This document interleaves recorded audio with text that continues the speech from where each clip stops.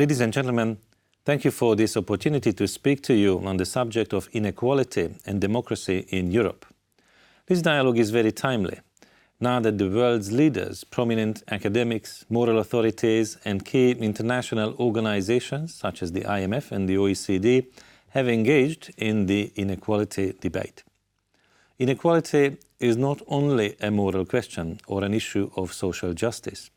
It is also a threat to democratic stability and economic growth. Evidence shows that societies with less inequality perform better economically, and that inequalities tend to have detrimental effects on the overall functioning of societies because they slow down upward social mobility.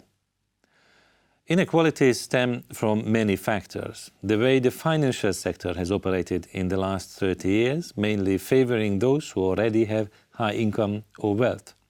Tax policies benefiting the very wealthy by much more than other taxpayers.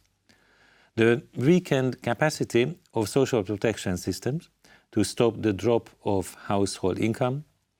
The financial barriers in access to healthcare and education, and the stagnation of the real value of the minimum wage and its decoupling from the growth in productivity, which holds up the social upward mobility of workers. For all these reasons, the European Commission has been participating in the inequality debate and is working hard to develop concrete actions in this field.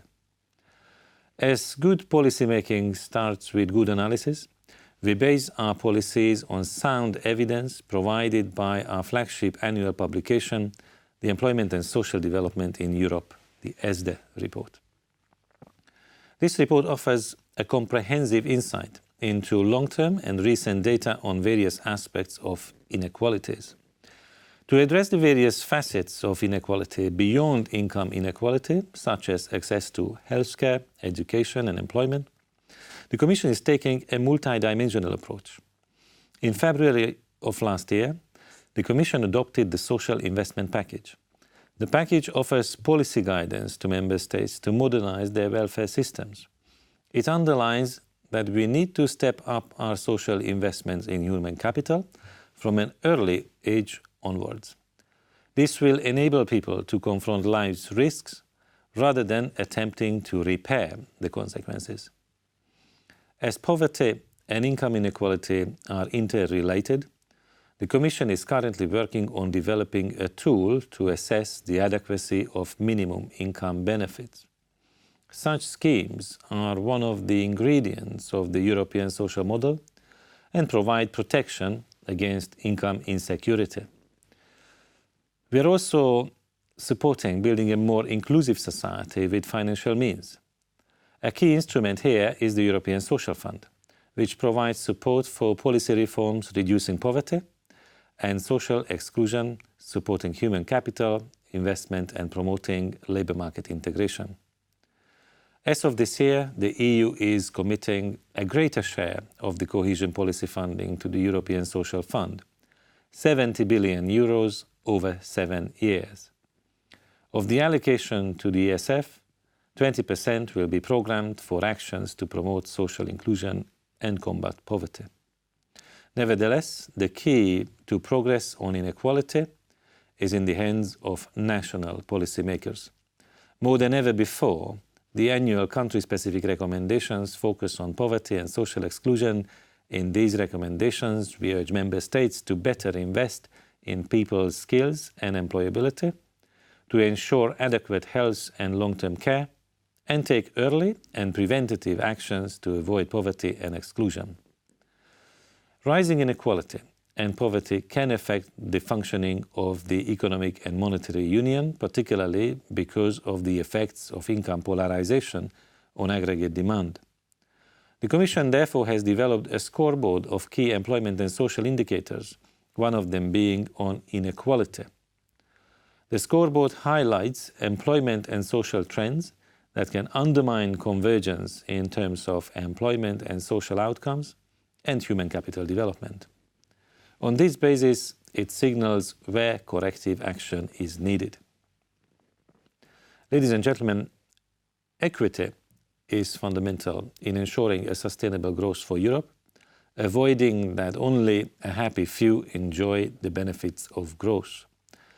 Successive revisions of the EU treaties have led to the objectives of the EU becoming more explicitly focused on integrating economic development with the pursuit of social and environmental quality and sustainability. The crisis has provided a new motivation to pursuing this wider vision of growth with the adoption of the Europe 2020 strategy that aims to deliver smart, sustainable and inclusive growth, with a strong emphasis on job creation and poverty reduction. The strategy states that benefits from growth should be shared. Therefore, it includes a headline target on reducing poverty or social exclusion. But the implementation of this target has showed disappointing results. Instead of moving towards the targeted reduction by 20 million by 2020, we have witnessed an increase by 7 million since the target was set. And data on inequalities show that the benefits of economic development are not being shared equally, especially during the current crisis. Therefore, we need to step up our efforts to address inequalities and improve the situation of disadvantaged people.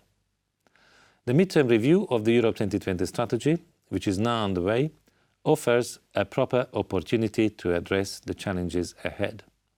It offers us the momentum to outline the growth path we want for Europe, presenting sustainable economic prospects and equal opportunities for all people. In other words, the midterm review should not just be a technocratic exercise.